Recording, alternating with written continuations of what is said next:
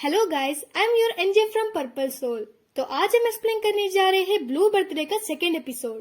तो बिना देरी किए हम बढ़ते हैं हमारी आज की स्टोरी की ओर। पिछले एपिसोड में हमने देखा कि हारिन सोजुन की खींची हुई एक फोटो को जला देती है, जिससे वो अचानक पास्ट में चली जाती है और वो अपने आप को एक बस के अंदर पाती है। फिर वो जब बस से बाहर देखती है तब वो सोजुन को साइकिल में स्कूल की ओर जाते हुए देखती है। इस एपिसोड की शुरुआत में हम देखते हैं हारिन सोजुन को देखकर शॉक होकर अपने आप से कहती है, मैं जरूर एक सपना देख रही हूँ। सोजुन के मरने के बाद सोजुन पहली बार मेरे सपने में आया है और वो बस से उतरकर सोजुन के पीछे भागने लगती है। सोजुन स्कूल पहुंचते ही रोज की तरह अपने फोटोग्राफी स्टूडियो की ओर जा रहा होता है और पीछे से हारिन भी भाग रही होती है। भागते भागते हारिन गिर जाती है, जिससे उसके पैर में चोट लग जाती है, जिससे खून बहने लगता है। पर वो उसे नजरअंदाज करते हुए फोटोग्राफी स्टूडियो की ओर जाती है और वहां दरवाजा खोलकर सोजुन को ढूंढने लगती है। कुछ टाइम के लिए उसे लगता है कि उसने फिर से सोजुन को खो दिया, पर जब वो मुड़कर जा रही होती है तब सोजुन उसे बताता है, हारिन तुम एक और बार फिर लेट आई हो। तभी इमोशनल होकर हारिन सीधे भागकर कस के सोजुन को गले लगाती है। हारिन का इस तरह से गले लगाते हुए देखकर सोजुन चौंक जाता है।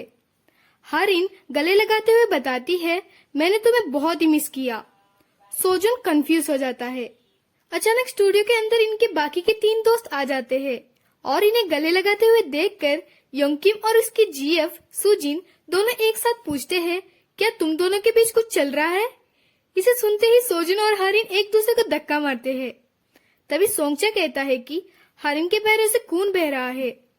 तब हारिन बताती है, तुम लोग चिंता मत करो क्योंकि मैं एक सपने में हूँ। पर सोजुन हारिन को खींचकर एक चेयर के ऊपर बिठाकर उसके चोट के ऊपर बैंडेज लगाता है। फिर सोजुन से पूछता है, क्या तुम्हें दर्द हो रहा है? तब हारिन बताती है, बिल्कुल नहीं, मैं तो एक सपने में हूँ। इसे सुनकर सोजुन रिप्लाई देता है कि लगता है तुम्हें सर पर भी चोट लगी है।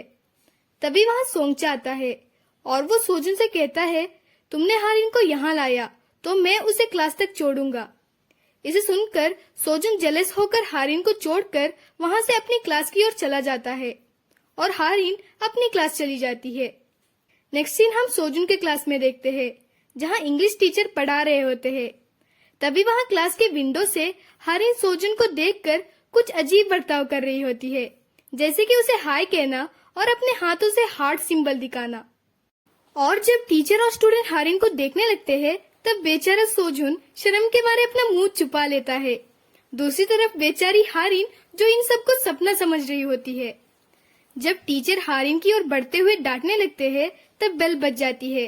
फिर टीचर क्लास से चले जाते हैं। टीचर के जाते ही हारिन सोजुन के क्लास के अंदर घुस जाती है और वो सोजुन को अपने साथ लंच करने के लिए ऑफर करती है, पर सोजुन को कहीं और जाना होता है।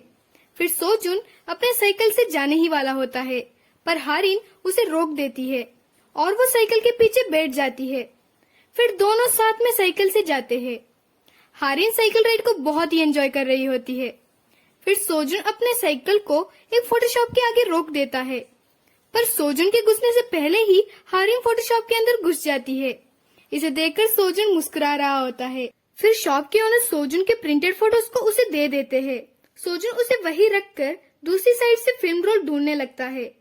जब सोजुन फिल्म रोल ढूंढ रहा होता है तब शॉप के ओनर हारिन से बताते हैं, मुझे रियल तुम्हें देखकर बहुत ही खुशी मिली। इसे सुनकर हारिन कंफ्यूज हो जाती है। तब शॉप ओनर बताते हैं, अक्सर मैं तुम्हारे फोटोज को प्रिंट करता हूँ। तब हारिन सोजुन के प्रिंटेड फोटोज को देखने लगती है। उस कवर के अंदर फुल हारिन के ही फोटोज होते हैं। जब सोजुन पीछे मुड़ने वाला होता है, जल्द से जल्द हारिन फोटोज को कवर के अंदर डाल देती है। हारिन अंदर से खुश हो रही होती है कि सोजुन उसकी फोटो लेने के लिए इतने सारे फिल्म रोल वेस्ट कर रहा है। फिर हारिन भी अपने फोन से सोजुन की एक फोटो लेती है। हारिन की इस हरकत को देखकर सोजुन उससे कहता है, तुम आज अजीब बर्ताव कर रही हो। फिर दोनों फिर से साथ में साइकिल से राइड करते हुए स्कूल की ओर जाते हैं। पर साइकिल राइड करते वक्त ही हारिन वापस प्रेजेंट में आ जाती है और वो बहुत ही सैड हो जाती है क्योंकि उसका इतना अच्छा सपना टूट गया। फिर सुबह वो अपने पैर में चोट के निशान को देखती है। तब वो कंफ्यूज हो जाती है कि ये चोट का निशान कहाँ से आया। बाद में वो दौड़ते हुए अपने काम के लिए चली जाती है, पर वो अपने काम की जगह पर सोंगचा को देखती है। सोंगचा को देखते ही उसे याद आता है कि सोंगचा इंटरव्यू करने आया था और वो सोंगचा से पूछती है, तुम्हारा इंटरव्यू कैसा था? तब सोंगचा बताता है, अच्छा था और तुम्हारा शुक्रिया, वरना मुझे इंटरव्यू करने के लिए कुछ नहीं मिल रहा था। फिर हारिम बताती है, मुझे शुक्रिया नहीं चाहिए, मुझे एक बढ़िया सा डिनर चाहिए। फिर वो अपने चोट के निशान को देखती है। उसे देखकर वो सोंगचा से पूछती है, ये निशान मुझे कब लगा? तब सोंगचा बताता है, मुझे लगता है ये चोट तुम्हें ग्रेड 2 में लगी थी। तब हारिम को पता चलता है कि जो वो अब तक सपना समझ रही थी वो सच में हुआ था और वो सोंगचा से उस दिन के बारे में और कहने के लिए कहती है। तब सोंगचा बताता है, उस दिन तुम और सोजुन दोपहर को हमको कुछ बताए बिना ही कहीं चले गए थे। तब हारिम को पता चलने लगता है कि वो सच में पास्ट में चली गई थी और उसके पास जाने से उसके रियल पास्ट में कुछ असर हुआ है और वो समझ जाती है कि जो कुछ भी कल उसने पास्ट जाकर किया था वो रियल लाइफ में उनकी मेमोरीज बन चुकी है। तभी हारिम को अपनी मेमोरीज में कुछ चेंजेस दिखाई देने लगते हैं। जैसे हमें पता है बाइसाइकिल राइड के वक्त हारिम प्रेजेंट में वापस आ जाती है, पर इस सीन में हारिम को साइकिल राइड के बाद वाले नए मेमोरीज याद आने लगते हैं जो पास्ट में जाकर चेंजेस करने से उसके प्रेजेंट लाइफ का हिस्सा बन चुका है।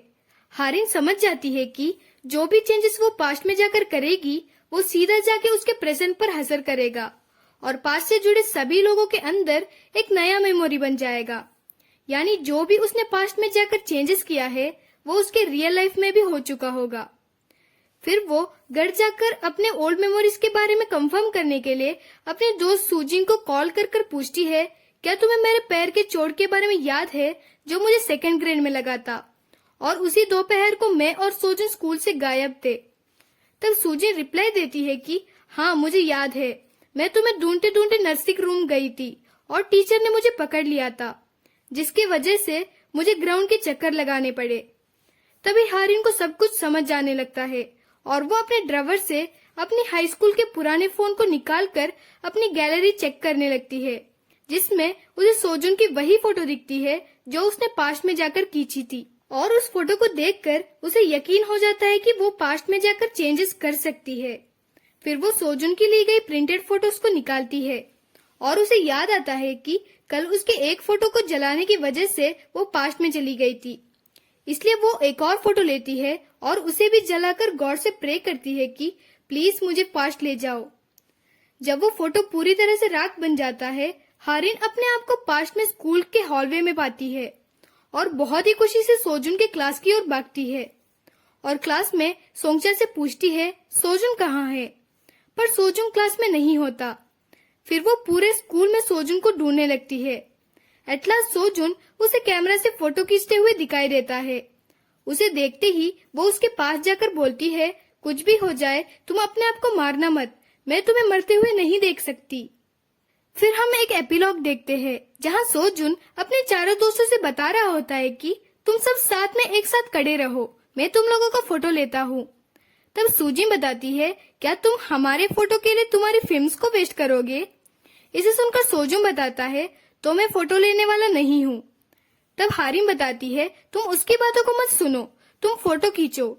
फिर सोजुन उन चारों दोस्तों का एक फोटो लेता है और यही फोटो थी जिसे हारिम ने दूसरी बार जलाया था। यहीं पर एपिसोड 2 खत्म होता है। अगला एपिसोड लेकर हम बहुत ही जल्द आएंगे। तब तक के लिए do subscribe to our channel and thank you for watching our video. Stay home, stay safe.